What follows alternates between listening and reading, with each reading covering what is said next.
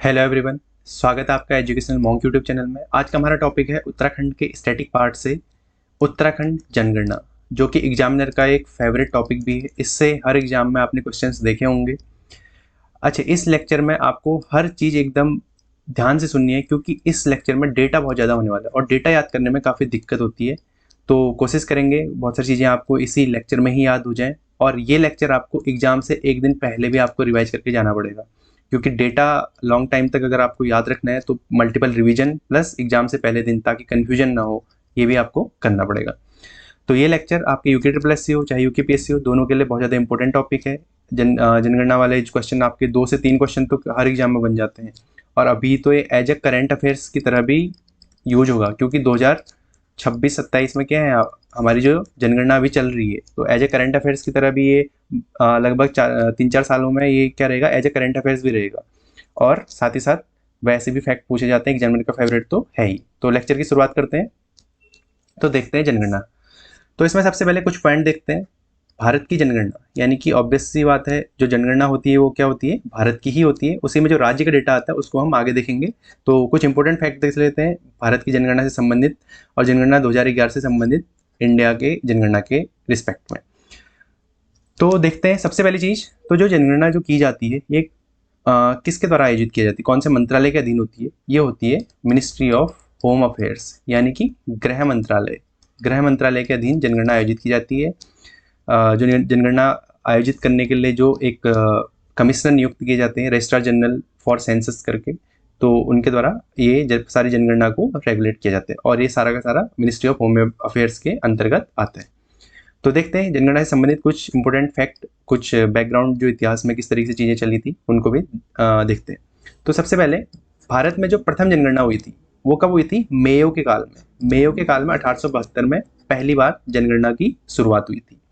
और एक तरीके से बोले कि स्टैंडर्ड रूप से अगर जनगणना की शुरुआत बोले, जो दशकीय रूप से हर 10 साल में जो आयोजित की जाती है, उसकी शुरुआत कब से हुई? रिपन के काल से। रिपन के काल से यानी कि 1881 से।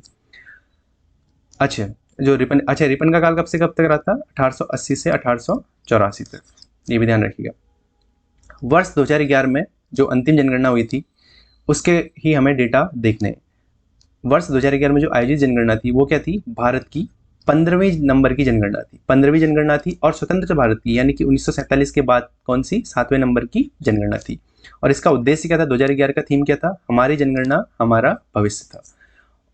अच्छा, अब इसमें कुछ एक ऐतिहासिक चीज़ ये ध्यान रखना, 1881 में जो जनगणना हुई थी उस समय जो जनगणना आयुक्त थे कौन थे? मिस्टर डब्ल्यू प्लॉडन थे। मिस्टर डब्ल्यू प्लॉडन उस समय जनगणना आयुक्त थे, और पहली सिटी यानी कि पहला शहर कौन सा था जिसकी जनगणना की गई थी? कौन सा था? ढाका। ढाका जो अब बांग्लादेश की कैपिटल है, उस समय इंडिया में ही आता था। तो ये सबसे पहले जो जनगणना की गई थी ढाका की गई थी। 2011 में जो जनगणना हुई थी उसमें कौन थे? भारत के महापंजीयक यानी कि रजिस्ट्रार जनरल फॉर सेंसस कौन थे? डॉक्टर सी चंद्रमौली थे। इनका नाम भी ध्यान रखिएगा। अभी हो रही है 16वीं जनगणना। 16वीं जनगणना यानी कि जो 2021 में होनी थी, लेकिन कोरोना की वजह से ये डिले होती रही, और अब जाके 2026-27 में ये हो रही है। 2026 में 1 अप्रैल 2026 से इसकी शुरुआत हो चुकी है ऑफिशियली। और ये भारत की पहली डिजिटल जनगणना होनी है, और विश्व की सबसे बड़ी जनगणना भी है। ये भी एक पॉइंट ध्यान रखने का, विश्व की सबसे बड़ी जनगणना है। और इसकी थीम क्या रखी गई? जन भागीदारी से जन कल्याण। बेसिकली जो विकसित भारत 2047 में जो होना है उसके लिए ढांचा तैयार करेगी, और बहुत सारे इससे आपकी सरकारी योजनाएं, ये सब चीज़ें चलाई जाएंगी। अच्छा, अब चीज़ देखते हैं, भारत में जनसंख्या का महाविभाजक वर्ष कौन सा रहा? 1921। 1921 के बाद जनसंख्या में क्या है? तीव्र परिवर्तन आए। मतलब 1921 तक क्या है, एक तरीके से चलती रही, घटती रही थी, और 1921 के बाद बढ़नी शुरू हुई, इसलिए इसको क्या बोला जाता है? महाविभाजक वर्ष बोला जाता है। अच्छा, जो अभी जो जनगणना हो रही है 2026 में, उससे भी कुछ इंपॉर्टेंट फैक्ट देख लेते हैं। सबसे पहली चीज़ तो जो सेंसस कमिश्नर कौन है अभी? अभी कौन है? मृत्युंजय कुमार नारायण। मृत्युंजय कुमार नारायण सेंसस कमिश्नर हैं। ये होम मिनिस्ट्री में सचिव, एज ए सचिव थे, एडिशनल सेक्रेटरी थे। इनको जनगणना आयुक्त यानी कि जनगणना का रजिस्ट्रार जनरल बनाया गया है 2026 के लिए। अच्छा, 2026 के लिए जो है, इसके लिए एक शुभंकर भी लॉन्च किए गए हैं हाल ही में। शुभंकर क्या है? इनका नाम क्या है? प्रगति और विकास। प्रगति और विकास, प्रगति महिला और विकास पुरुष, यानी कि दोनों की जनगणना करनी है, पुरुष और महिलाओं की, और महिलाओं पे स्पेशल फोकस दिया जाएगा, ये भी जनगणना का विषय है। और साथ में डिजिटल, सटीक और समावेशी होगी, ये भी ध्यान रखना। डिजिटल, सटीक और समावेशी, ये इसका विषय भी रखा गया है। जनगणना का विषय क्या रखा गया 2026 में? डिजिटल, सटीक और समावेशी। ये कुछ करंट अफेयर से रिलेटेड फैक्ट भी मैंने आपको बता दिए। अब देखते हैं जो 2011 की जनगणना हुई थी उसके अकॉर्डिंग उत्तराखंड राज्य की जनसंख्या के बारे में तथ्यों को अब डिस्कस करते हैं। यहाँ से उत्तराखंड राज्य के रिस्पेक्ट में शुरू हो रहा है हमारा लेक्चर।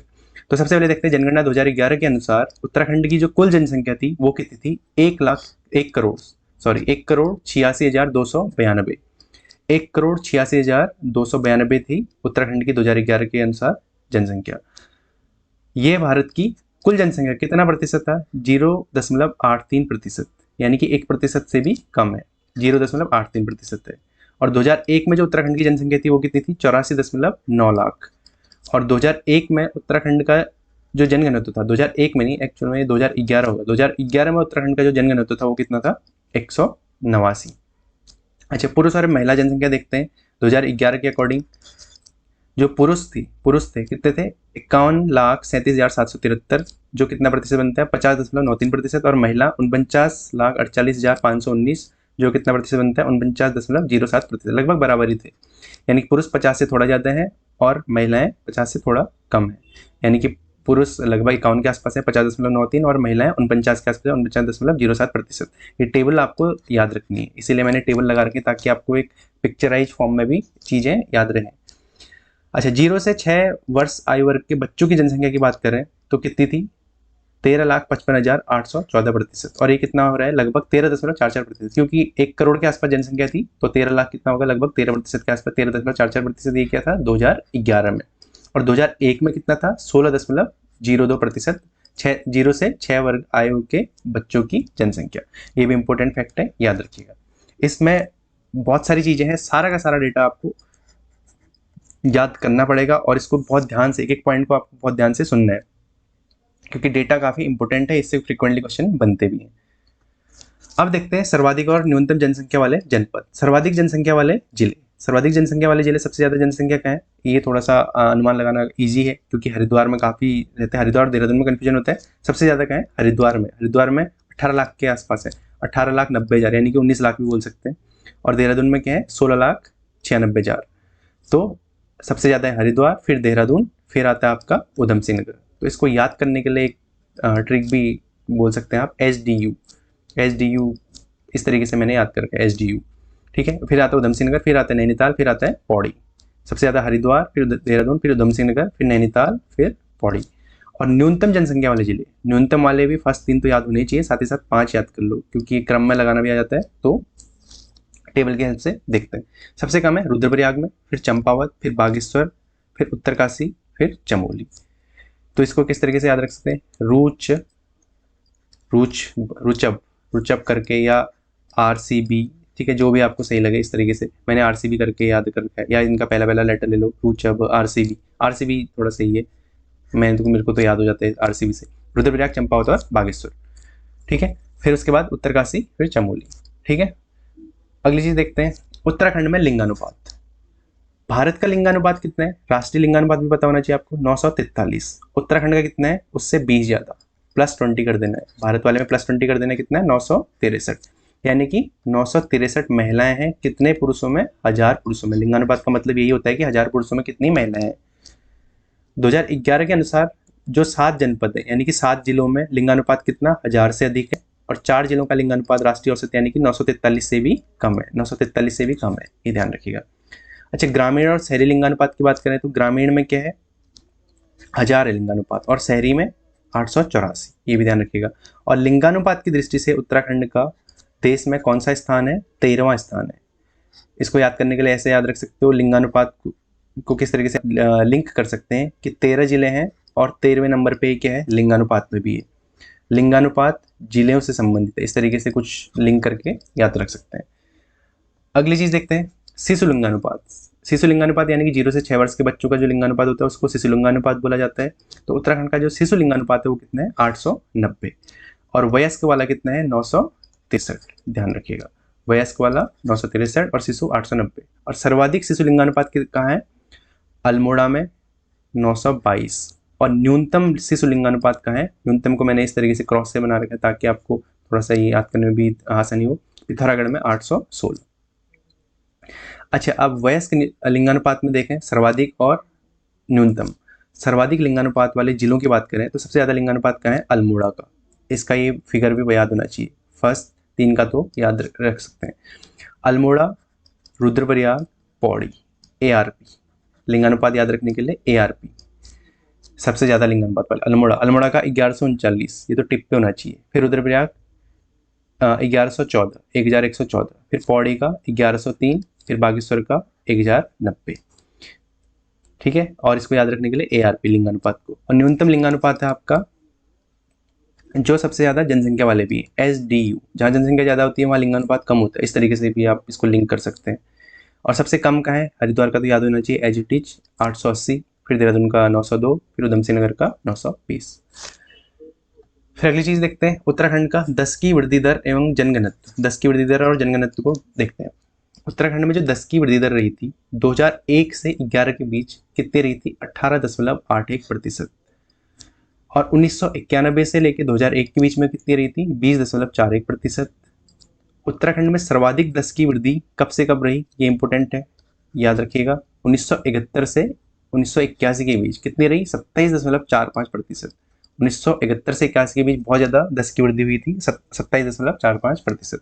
और भारत की कुल 10 की जनसंख्या वृद्धि कितनी है? 17.70%। अच्छा, राज्य की जनसंख्या के लिए विभाजक वर्ष कौन सा है? 1981। भारत के लिए क्या था? 1921 था। तो राज्य के लिए क्या है? 1981। क्योंकि 1981 के बाद क्या हुआ? जनसंख्या इस तरीके से बहुत ज़्यादा 10 की वृद्धि दर इतनी रही थी, उसके बाद मतलब एक बोल सकते हैं बहुत बड़ा चेंज आया था, तो इसीलिए विभाजक वर्ष बोलते हैं। इस बार जनसंख्या में एक विभाजक वर्ष इस तरीके से बोल सकते हैं जैसे जनसंख्या क्या धीरे धीरे धीरे बढ़ रही थी, अचानक से बहुत तेज बढ़ गई या बहुत कम हो गई, उसी को विभाजक वर्ष बोला जाता है। तो इसीलिए विभाजक वर्ष जो है 1981 का है, क्योंकि इसके बाद लगातार कमी देखी गई थी उत्तराखंड में। और 2011 की जनगणना के अनुसार देखें तो अल्मोड़ा और पौड़ी जनपदों में जो वृद्धि दर रही थी वो क्या रही थी? शून्य से नीचे भी रही थी। 2 जिले ऐसे हैं जिनकी वृद्धि दर क्या थी? निगेटिव में रही थी, अल्मोड़ा और पौड़ी में। 2001 से लेकर 2011 के बीच ग्रामीण और शहरी वृद्धि दर देखें तो ग्रामीण आबादी में जो वृद्धि दर रही थी वो कितनी रही थी? 11.52%। और शहरी आबादी में जो वृद्धि दर रही थी 39.94%, यानी कि लगभग 40% के आसपास बोल सकते हैं। और 10 की वृद्धि दर में उत्तराखंड का देश में कौन सा स्थान है? 18वां स्थान है। 10 की वृद्धि दर में 18वां स्थान है। अगली चीज देखते हैं सर्वाधिक जनसंख्या वृद्धि दर वाले जनपद देखते हैं। तो सबसे ज्यादा जनसंख्या वृद्धि दर कहाँ रही है? उधम सिंह नगर, उधम सिंह नगर, देहरादून, उधम सिंह नगर, देहरादून और हरिद्वार। जो सबसे ज्यादा वृद्धि वाले थे ना उसी को रिवर्स कर दो, SDU करके करा था। जनसंख्या वृद्धि दर में क्या कर दो? UDH कर दो। टॉप 3 के लिए, सिर्फ टॉप 3 के लिए बता रहा हूँ मैं, टॉप 3 के लिए। उधम सिंह नगर में सबसे ज्यादा वृद्धि दर 33.45%, देहरादून के लिए 32.33%, हरिद्वार में 30.63%। फिर उसके बाद नैनीताल में चौथे नंबर पे 25.13%। और सबसे कम न्यूनतम जो जनसंख्या वृद्धि दर रही थी वो कहाँ रही थी? पौड़ी में -1.41%। इसको एज इट इज याद रखिएगा। पौड़ी, फिर अल्मोड़ा, फिर टिहरी, इसको पैट करके याद रख सकते हैं। PAT न्यूनतम वृद्धि दर के लिए क्या है? PAT, PAT। पौड़ी, अल्मोड़ा और टिहरी। पौड़ी में -1.41%, अल्मोड़ा में 1.28%, टिहरी में 2.38%। फिर देखते हैं उत्तराखंड का जनघनत्व। 2001 की जनगणना के अनुसार कितना था? 159। फिर 2011 में कितना बढ़ गया? 30 बढ़ गया। ऐसे लिंक कर सकते हैं। 2011 में कितना बढ़ गया? 30 बढ़ गया, 189 हो गया। फिर 2001 की तुलना में जो वृद्धि थी क्या थी? 30 व्यक्ति प्रति वर्ग किमी, यानी कि 2001 से 2011 में क्या हुई? 30 व्यक्ति हुई, 30 का जो वृद्धि हुई थी। भारत का जो राष्ट्रीय जनघनत्व है वो कितना है? 382। भारत का कितना है? काफी ज्यादा है, 382 है। और जनघनत्व की दृष्टि से उत्तराखंड का देश में कौन सा स्थान है? 25वां स्थान है। उत्तराखंड का जनघनत्व की दृष्टि से कौन सा स्थान है? 25वां स्थान। 2001 की तुलना में सर्वाधिक वृद्धि कहाँ हुई? हरिद्वार में। और न्यूनतम जनघनत्व में वृद्धि कहाँ हुई? अल्मोड़ा में। अल्मोड़ा में माइनस में रहा था जनघनत्व, सबसे कम वृद्धि यानी कि घटाया, अल्मोड़ा में -3 हो गया। ठीक है, फिर देखते हैं सर्वाधिक जनघनत्व वाले जनपद। हरिद्वार, उधम सिंह नगर, देहरादून। इसको याद करने के लिए वुड याद रख सकते हो आप। हरिद्वार, उधम सिंह नगर, देहरादून। ठीक है, सर्वाधिक जनघनत्व वाले जनपद, इनको बार बार आपको देखना पड़ेगा तभी जाके याद होंगे, क्योंकि डेटा काफ़ी है। हरिद्वार का कितना है 801, काफ़ी ज़्यादा जनघनत्व है। फिर उधमसिंह नगर का 649, फिर देहरादून का 549, फिर उसके बाद आता है नैनीताल 225, और न्यूनतम जनघनत्व में उत्तरकाशी, उत्तरकाशी, चमोली, पिथौरागढ़, यूसीपी, यूसीपी उत्तरकाशी का सबसे कम 41, एलजीटी याद रखिएगा, फिर चमोली का 49, फिर पिथौरागढ़ का 68, फिर आता है चौथे नंबर पे बागेश्वर 116। ये न्यूनतम जनघनत्व वाले जनपद की लिस्ट होगी। फिर आगे देखते हैं, फिर उत्तराखंड में साक्षरता को देखते हैं। जनगणना 2011 के अनुसार उत्तराखंड में जो साक्षरता थी, कुल साक्षरता दर, उत्तराखंड की जो कुल साक्षरता दर है वो क्या है 78.82%। पुरुष साक्षरता दर जिसमें कितनी है 87.40%, और महिला साक्षरता तो इजी याद रखना 70% महिला साक्षर थी। 70% एक तरीके से पासिंग मार्क मान लो किसके लिए, साक्षरता के लिए। तो महिलाएं कितनी थी 70%, और पुरुष उससे 17% ज़्यादा, यानी कि 87.40%, और ऑल ओवर कितनी है 78.82%। इस तरीके से लिंक कर सकते हैं। फिर राष्ट्रीय रैंकिंग में देखें तो औसत साक्षरता में जो उत्तराखंड का स्थान है वो कौन सा है, 17वां स्थान है। औसत साक्षरता में उत्तराखंड का 17वां स्थान है। पुरुष साक्षरता में 13वां स्थान है। महिला साक्षरता में 20वां स्थान है। ध्यान रखिएगा, इंपॉर्टेंट चीज़ है। ग्रामीण और नगरीय साक्षरता में देखें तो ग्रामीण साक्षरता कम है, नगरी ज़्यादा है। ग्रामीण कितनी है 76.31%, नगरी कितनी है 84.45%। फिर अगली चीज़ देखते हैं पुरुष साक्षरता। पुरुष साक्षरता में सर्वाधिक पुरुष साक्षरता वाले अगर जनपदों की बात करें तो रुद्रप्रयाग, चमोली और अल्मोड़ा। रुद्रप्रयाग में 93.90%, 93.90%, चमोली में 93.40%, लगभग आसपास ही है। फिर अल्मोड़ा में 92.86%, सर्वाधिक पुरुष साक्षरता में। और न्यूनतम पुरुष साक्षरता में देखें तो हरिद्वार। हरिद्वार में क्या होता है, पुरुष साक्षरता कम इसलिए क्योंकि वहाँ बाबा बनने लोग चले जाते हैं, इस तरीके से ऐसे याद रख सकते हैं। हरिद्वार फिर उधमसिंह नगर, हरिद्वार फिर उधमसिंह नगर। हरिद्वार में 81.04%, फिर उधमसिंह नगर में थोड़ा उससे ज़्यादा 81.09%।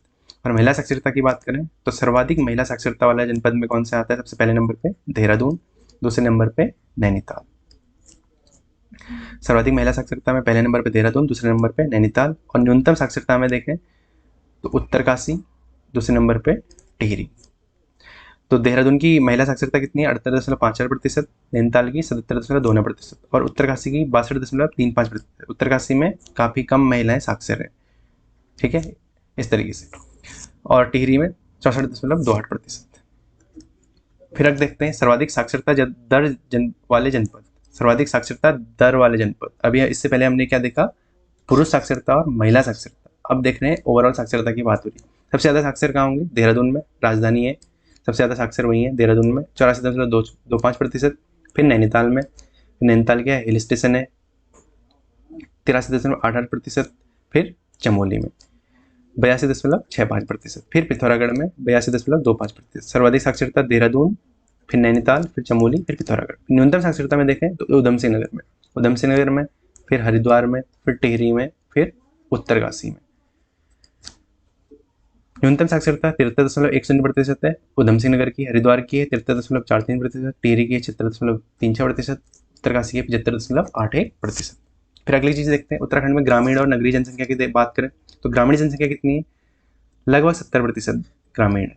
69.77% क्या है ग्रामीण है, और नगरीय कितनी है 30.23% नगरीय है। यानी कि लगभग 70% क्या है ग्रामीण है और 30% नगरीय है, 30 से थोड़ा ज़्यादा नगरीय, इस तरीके से लिंक कर सकते हैं। और नगरीकरण की दृष्टि से भारत में उत्तराखंड का कौन सा स्थान है, 20वां स्थान है। सर्वाधिक नगरीय जनसंख्या वाले जनपद, ये तो याद रखना ईजी है, सबसे ज़्यादा कैपिटल में देहरादून में है, फिर हरिद्वार में, फिर उधमसिंह नगर में, फिर इंडस्ट्रियल एरिया देहरादून, फिर उधमसिंह नगर, इस तरीके से बोल सकते हैं। और न्यूनतम नगरीय जनसंख्या वाला पहला जरूर याद रख लेना, बागेश्वर सबसे कम नगरीय जनसंख्या वाला है, फिर आता है रुद्रप्रयाग सेकंड नंबर पे। फिर देखते हैं सर्वाधिक ग्रामीण जनसंख्या वाले, सर्वाधिक ग्रामीण जनसंख्या क्या है, हरिद्वार में। एग्जाम में क्वेश्चन भी बना था, सर्वाधिक ग्रामीण जनसंख्या क्या है, हरिद्वार में है। फिर उधमसिंह नगर में है दूसरे नंबर पे। और न्यूनतम ग्रामीण जनसंख्या, सबसे कम ग्रामीण जनसंख्या क्या है, चंपावत में है, और दूसरे नंबर में रुद्रप्रयाग में। ये थोड़ा ध्यान दीजिएगा, ये थोड़ा सा डेटा लिंक करना थोड़ा सा टफ है इसमें, क्योंकि चंपावत में वैसे ही आप सोचने में अगर देखो तो चंपावत में न्यूनतम ग्रामीण जनसंख्या क्यों है, क्योंकि पहाड़ों में तो होनी चाहिए, लेकिन यहाँ न्यूनतम है, ध्यान दीजिए, क्योंकि चंपावत छोटा डिस्ट्रिक्ट है, इस वजह से चंपावत और रुद्रप्रयाग। फिर प्रतिशत के अनुसार सर्वाधिक नगरीय जनसंख्या की बात करें तो देहरादून, कैपिटल में होंगे सबसे ज़्यादा नगर, देहरादून, नैनीताल और फिर हरिद्वार। देहरादून में 55.52%, नैनीताल में 38.94% नगरीय जनसंख्या, और देहरादून में हरिद्वार में 36.66% नगरीय जनसंख्या।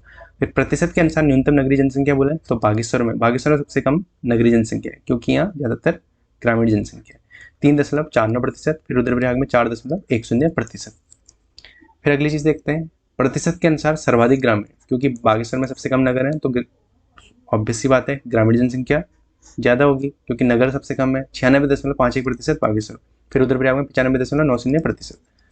प्रतिशत के अनुसार न्यूनतम ग्रामीण जनसंख्या बोले तो देहरादून में, क्योंकि सबसे ज़्यादा नगर देहरादून में है तो ग्रामीण जनसंख्या कम होगी, देहरादून सेकंड नंबर पे, नैनीताल। फिर देखते हैं SC ST का डेटा, अनुसूचित जाति और जनजाति का डेटा देखते हैं।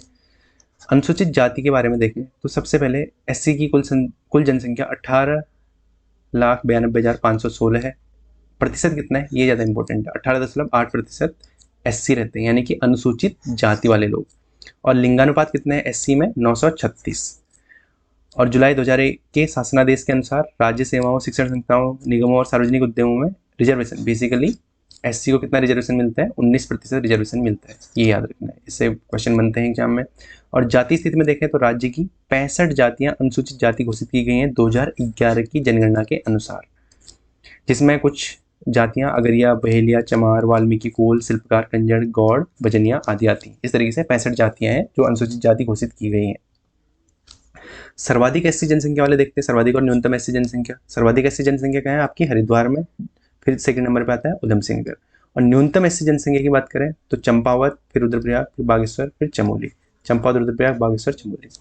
और प्रतिशत के अनुसार देखें तो SC जनसंख्या सर्वाधिक प्रतिशत क्या है बागेश्वर में, ये इंपॉर्टेंट फैक्ट है, याद रखिएगा। सर्वाधिक प्रतिशत बागेश्वर में 27.73%, और फिर पिथौरागढ़ में।